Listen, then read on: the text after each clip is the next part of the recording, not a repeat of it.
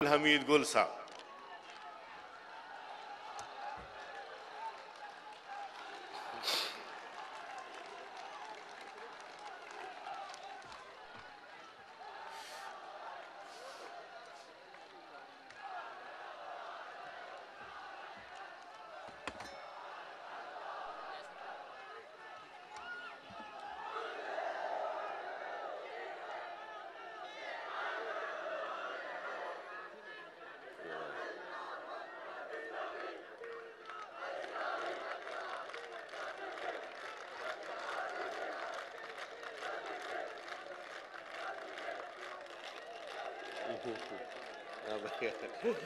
बिस्मिल्लाहिर्रहमानिर्रहीम।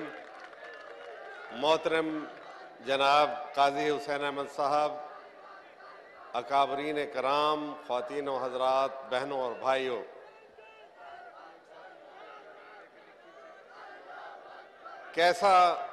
कैसा शानदार मंजर है, कितना अजीमुशान इज्तमा है, कितना मुनज़्ज़म इज्तमा है और कितना जोश और वलवला यहाँ देखने को नज़र आ रहा है।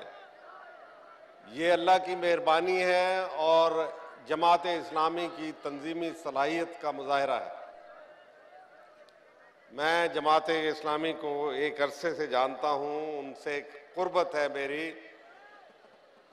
और मैं ये भी जानता हूँ कि इस अजीबो-गरीब सियासी माहौल के अंदर अगर किसी ने साबित कदमी दिखाई है, असूलों के ऊपर आला और अरफा इंसानी इक़दार के ऊपर सख्ती से जमे रहे हैं, तो वो जमात इस्लामी वाले थे। अभी हालिया इंतखाब जो हुए उसमें जमात इस्लामी का दूसरी जमातों के साथ मिलकर मौक़िफ़ था कि ये इंतखाबात अमरीका के नक्शे में रंग भरने के लिए मुनक़द किए जा रहे हैं, इसलिए हम इसका बाइकआउट करेंगे। बावजूद इसके के बाद बड़ी बड़ी जमातें जो पहले इस दलील से मुत्तफ़िक़ थीं, उन्होंने बाद में अपना रवैया बदल लिया, लेकिन अल्हम्दुलिल्लाह जमात इस्लामी अपने मौक़िफ़ पे कायम रही और आज हमारी 8-10 माह की तारीख़ बता रही है हमें कि जमात इस्लामी का और उनके साथ जो दीगर जमातें APDM में शरीक थीं, उनका मौक़िफ़ दुरुस्त था। और जो इसके नतीजे में पार्लियामेंट मारिज़ वजूद में आई, जब उसका वक्त इम्तिहान आया अभी हाल ही में कि वो बयान करें कि ये जंग हमारी है या अमेरिका की है, भारत की है, इजराइल की है, जब हम अमेरिका की बात करते हैं तो फरामोश कर देते हैं कि ये भारत भी इसमें शरीक है और इजराइल भी इसमें शरीक है। तो ये जब इम्तिहान का सवाल आया पार्लियामेंट के सामने, तो वहां लोगों ने मुंह में घुंघनियां डाल ली। उन्होंने दो टोक बात नहीं की, हकीकत बयान नहीं की।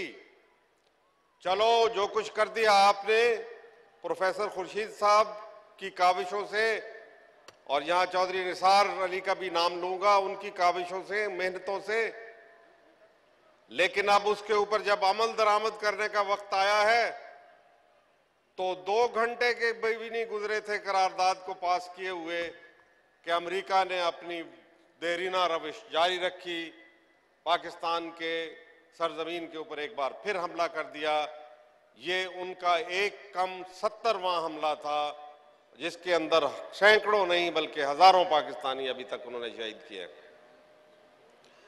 हमारे सिपह सालार ने 3 महीने कबल कहा था कि अगर दरअंदाजी हुई तो हम उसका भरपूर जवाब देंगे और अपने वतन का दिफा करेंगे। ये उनकी आईनी जिम्मेदारी है अफवाज पाकिस्तान की, आइन की शिक नंबर 245 के मुताबिक, कि वे पाकिस्तानियों की जान, माल, उनकी इज्जत और आबरू और पाकिस्तान की सरजमीन की हिफाजत करें। लेकिन 3 माह गुजरने के बावजूद हमले जारी हैं और हमारी तरफ से कोई जवाब नहीं गया। ये एक गैरत कुश रवैया है और ये ज्यादा अरसे तक कायम नहीं रहेगा। बिलाखिर अगर हुकूमत की तरफ से जवाब नहीं गया तो फिर पाकिस्तानी कौम खुद बगावत करेगी और बड़ा मंजर जबरदस्त नजर आ रहा है इस वक्त। अगर बैरूनी एतबार से इसका जायजा लें तो अमेरिका का तमाम मताए गरूर जो है वो पाश पाश होता हुआ नजर आता है। उसकी मईशत जो है वो दिगरगू है, उसकी जारियत जवाल पजीर है, उसकी ताकत को लोग तस्लीम करने के लिए तैयार नहीं हैं। बावजूद इसके कि उसने ऐसे हालात में जारियत की थी जब उसके मद्दे मुकाबिल कोई भी नहीं था और जिसके खिलाफ जारियत की थी यानी मुसलमान ममालिक के खिलाफ, तो मुसलमान हुक्मरानों की टांगें कांपने लग गई थीं। लेकिन कुछ गुमनाम लोगों ने, कुछ गैरतमंद लोगों ने इस चैलेंज को कबूल किया और मुज़ाहमत का रास्ता अख्तियार किया। अल्लाह के फजलो करम से वो मुज़ाहमत जारी है, उसमें तेजी आ रही है और उसमें शिद्दत आ रही है। लेकिन पाकिस्तान जो बहुत ही अहमियत का हामिल है आलम इस्लाम के दिफा के लिए, जो दुनिया भर के मुसलमानों की तमन्नाओं, उनकी आरजुओं और उनके फख्र का मरकज हुआ करता था, आज उसने हथियार डाल दिए हुए हैं। और किसके सामने डाले हैं? वो ताकत जो सुकड़ रही है।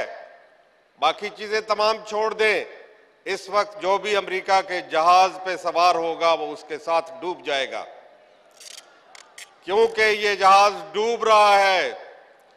और जहां तक इसकी जंग का मुआवन बनना हमारे लिए ये न सिर्फ शर्मनाक है बल्कि दलील से भी आरी है, क्योंकि दलील ये कहती है कि हम ये जंग खुद अपने खिलाफ लड़ रहे हैं।